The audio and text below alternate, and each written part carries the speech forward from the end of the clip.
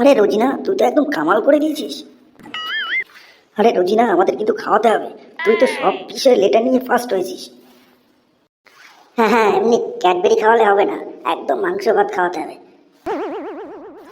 আরে রোজিনা, তুই এত এনার্জি পাস করতে কি? আমাদের তো পড়তে বসলেই ঘুম পায়। যা, ওরকম বলিস না। আরে উল্টোটা তো এখনো আসলো না। আরে লজ্জা পেয়েছে হয়তো, ও তো টিটিপি হয়েছে। টিটিপি মানে? তাও জানিস না টোনা? টিটিপি মানে টেনে টুনে পাস। হ্যাঁ, এই তোরা কি জানিস, গতকাল হেড স্যার বলেছে আজকে আমাদের স্কুলে শিক্ষামন্ত্রী আসবে। দারুণ হবে তাই না? মন্ত্রীর কাছ থেকে আমরা অনেক কিছু জানতে পারবো। আরে শোন কেষ্ট, এখন তো দেরি আছে, স্যারও আসেনি, ম্যাডামও আসেনি, আমরা একটু আনন্দ করে নিই। আরে পল্টুটা আসুক না, দাঁড়া। এই চুপ চুপ চুপ, ওই বোধহয় পল্টু আসছে। এই কেষ্ট, তুই আমার জায়গা ছাড়। আয় আয়, আমি তোর জায়গা ছেড়ে দিচ্ছি। এই পল্টু, তোর আসতে তো দেরি হলো কেন রে? মা একটু আদর করেছে লাঠি দিয়ে।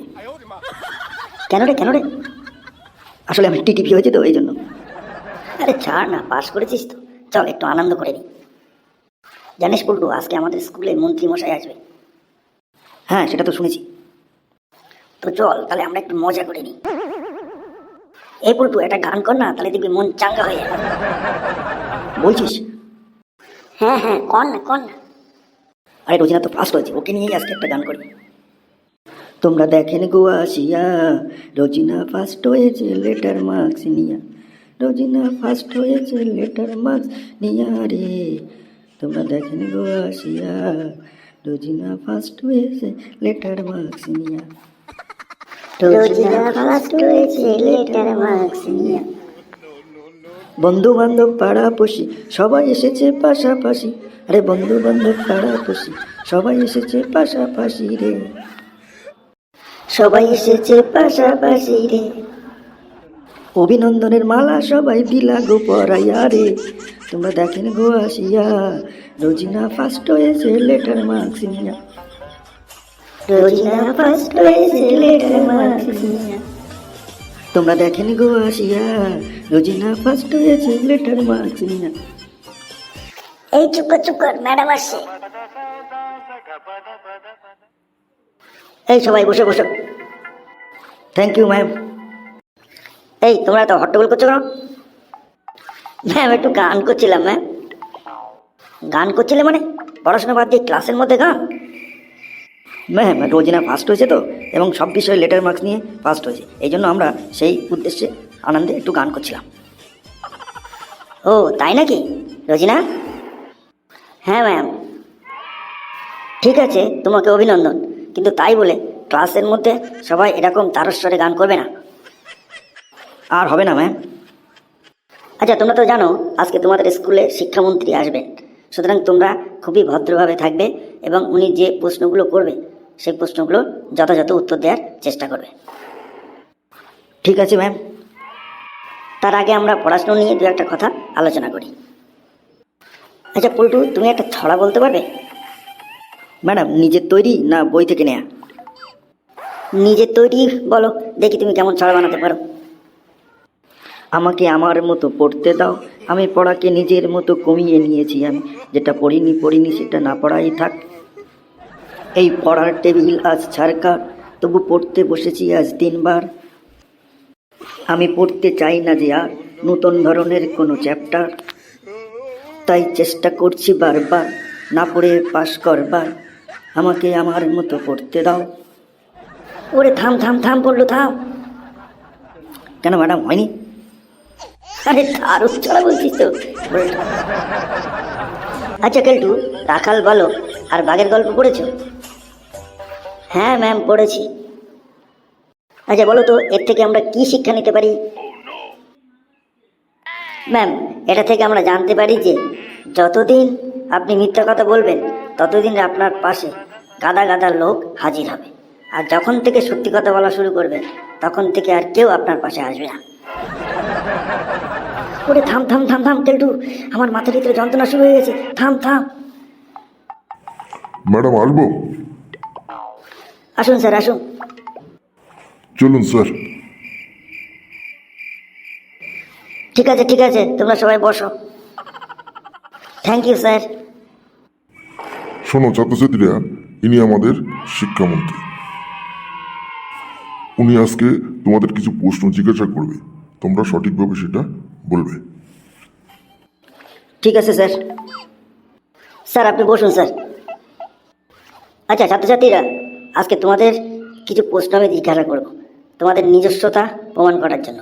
তোমরা নিজেরা কিভাবে কোনো কিছু তৈরি করতে পারো সেটা, অর্থাৎ ক্রিয়েটিভিটি সম্পর্কে তোমাদের ক্লাস করাও। বর্তমান যুগে তো ছাত্রছাত্রীরা সব মুখস্থ করে, তো তোমরা কখনোই মুখস্থ করবে না। বলুন স্যার, কি জিজ্ঞাসা করবেন? আচ্ছা বলো তো, গরমকালে কোথায় বেড়াতে যাওয়া সবচেয়ে আরামদায়ক? স্যার হিমালয়ে যেখানে বরফ পড়ে সে সমস্ত জায়গায় বেড়াতে যাওয়া খুবই আরামদায়ক। Very good. আচ্ছা তাহলে বলো তো, তুমি হিমালয় সম্পর্কে একটা রচনা বলতে পারবে? হ্যাঁ স্যার, বলতে পারবো। স্যার হিমালয় পর্বত ভারতের উত্তরে অবস্থিত, এটা আমাদের পাহাড়াদার হিসেবে কাজ করে। এই হিমালয় পর্বত চীন এবং ভারতকে আলাদা করে রেখেছে। হিমালয় পর্বতে অনেক রকমের উচ্চতম শৃঙ্গ রয়েছে, তার মধ্যে সবচেয়ে অন্যতম শৃঙ্গ হচ্ছে এভারেস্ট, মাউন্ট এভারেস্ট। এটি পৃথিবীর সর্ববৃহৎ শৃঙ্গ। তাছাড়াও আমাদের এই হিমালয় পর্বতে পশ্চিমবঙ্গে কাঞ্চনজঙ্ঘা রয়েছে। এই হিমালয় পর্বতের উপরে শীতকালে বরফ জমে। আর এরকম বরফযুক্ত দেশ স্যার সুইজারল্যান্ড, আইসল্যান্ড আছে। স্যার আইসল্যান্ড হচ্ছে এমন একটা দেশ যেখানে কোনো মশা থাকে না। স্যার মশা ক্ষুদ্রতম পতঙ্গের মধ্যে একটি। একটা মশা মানুষের ঘুম ভাঙানোর পক্ষে যথেষ্ট। এই মশা পৃথিবীর মধ্যে সবচেয়ে বিপজ্জনক পতঙ্গ। এর দ্বারা অনেক অনেক রোগ সৃষ্টি হয়, যেরকম ডেঙ্গু, যেরকম ম্যালেরিয়া, আরও অনেক অনেক মশাবাহিত রোগ আমাদের সমাজে সৃষ্টি হয়। আর এই মশার কামড়ে প্রতি বছর প্রায় হাজার হাজার লোক পৃথিবীতে মারা যায়। সুতরাং মশা থেকে সাবধান হওয়া উচিত, সর্বদাই মশারি টাঙিয়ে শোয়া উচিত, কারণ মশা আমাদের বিভিন্ন রকমের রোগের সৃষ্টি করে। স্যার হয়েছে স্যার হিমালয় পর্বত সম্পর্কে রচনা। আরে গাধা, তুই হিমালয় পর্বতের সঙ্গে মশা মিশিয়ে দিয়েছিস? স্যার আপনি আজকে যাই জিজ্ঞেস করুন না কেন, পল্টু আজকে মশা মেশাবেই। ঠিক আছে, আমি দেখছি। আচ্ছা পল্টু, এবার তুমি তোমার দেখা একটা স্মরণীয় ঘটনা সম্পর্কে বলতে পারবে? হ্যাঁ স্যার, বলতে পারবো। এর মধ্যে আবার মশা মেশাবে না তো? না স্যার, মেশাবো না। স্যার একদিন আমি স্কুলে যাচ্ছিলাম, যাওয়ার পথে দেখি একজন অসহায় বৃদ্ধ লোক পড়ে আছে মাটিতে। কোনো একটা গাড়ি তাকে ধাক্কা মেরে চলে গেছে, রক্তে সারা রাস্তা ভেসে যাচ্ছে, কিন্তু কেউ তাকে সাহায্য করছে না। আমি তাড়াতাড়ি করে আমার বাবাকে ফোন করলাম। বাবা আর আমি মিলে তাকে সঙ্গে সঙ্গে হসপিটালে নিয়ে গেলাম। হসপিটালে নিয়ে গিয়ে দেখি স্যার বেডে ভর্তি ডেঙ্গু রোগী। আর এই ডেঙ্গু রোগ ছড়ায় মশা। স্যার মশা ক্ষুদ্রতম পতঙ্গের মধ্যে একটি। একটা মশা মানুষের ঘুম ভাঙানোর পক্ষে যথেষ্ট। এই মশা পৃথিবীর মধ্যে সবচেয়ে বিপজ্জনক পতঙ্গ। এর দ্বারা অনেক অনেক রোগ সৃষ্টি হয়, যেরকম ডেঙ্গু, যেরকম ম্যালেরিয়া, আরও অনেক অনেক মশাবাহিত রোগ আমাদের সমাজে সৃষ্টি হয়। আর এই মশার কামড়ে প্রতি বছর প্রায় হাজার হাজার লোক পৃথিবীতে মারা যায়। সুতরাং মশা থেকে সাবধান হওয়া উচিত, সর্বদাই মশারি টাঙিয়ে শোয়া উচিত, কারণ মশা আমাদের বিভিন্ন রকমের রোগের সৃষ্টি করে। বদমাইশ, তা তুই আবার এই স্মরণীয় ঘটনার সঙ্গে মশা মিশিয়ে দিলি? তোকে আমি দেখে নেব এবার, তা। এই পল্টু, তুই সব কি বলছিস? মন্ত্রী মশাই সামনে তুই কি বলছিস? এই পল্টু, এইবার যদি তুই ওরকম বদমাশি করিস তাহলে কিন্তু তোর স্কুল থেকে আমরা তাড়িয়ে দেবো। ঠিক আছে ম্যাম, ভাগ করবো না। আচ্ছা ঠিক আছে ঠিক আছে, এবার তোমাদের একটা অন্য প্রশ্ন জিজ্ঞাসা করি। আচ্ছা বলো তো, আমাদের সবচেয়ে পরিবেশের মধ্যে কোন জিনিস আমাদের সবচেয়ে বেশি উপকার করে?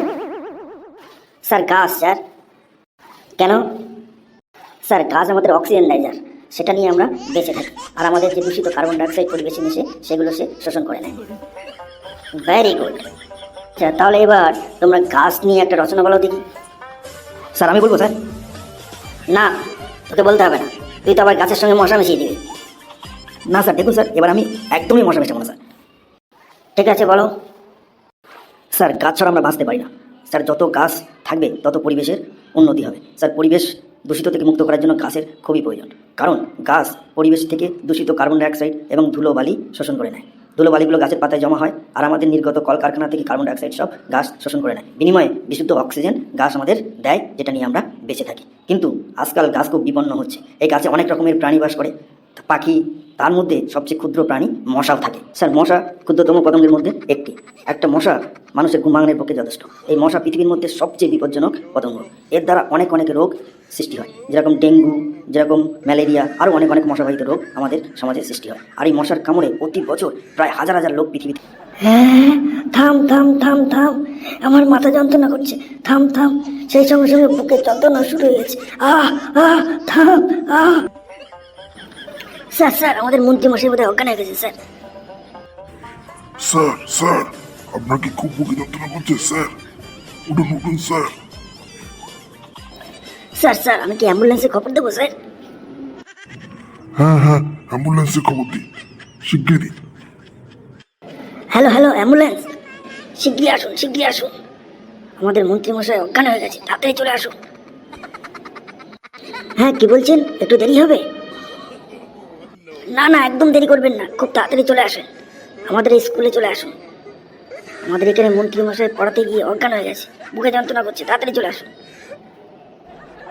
আসেন, হ্যাঁ হ্যাঁ তাড়াতাড়ি চলে আসুন। স্যার অ্যাম্বুলেন্স আসছে স্যার। স্যার স্যার উঠুন স্যার, খুব অসুস্থ লাগছে।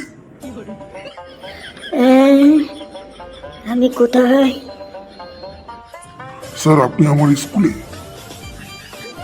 আমার কি হয়েছিল?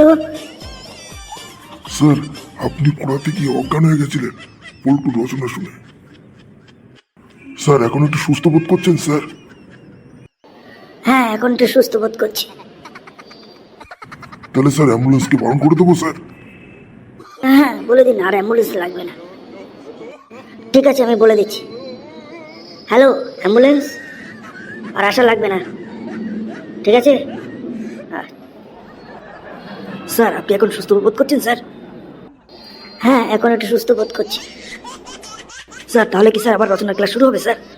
বদমাইশ, আবার যদি তুই রচনা বলতে শুরু করিস না তো তাহলে তো এক্ষুনি স্কুল থেকে তাড়িয়ে দেবো।